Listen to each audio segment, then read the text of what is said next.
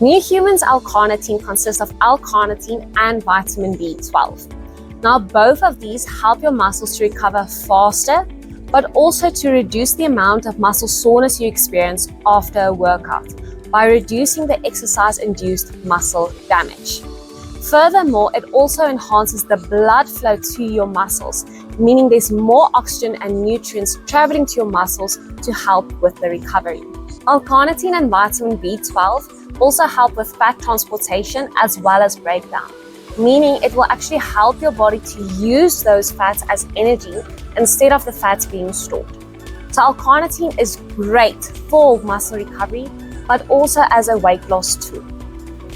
When opening your L-Carnitine, make sure to remove the golden filament on top of the bottle and then insert your needle and syringe. Then subtract 1 ml before your training exercise, remove the syringe, and then from there, spray it underneath your tongue and swallow.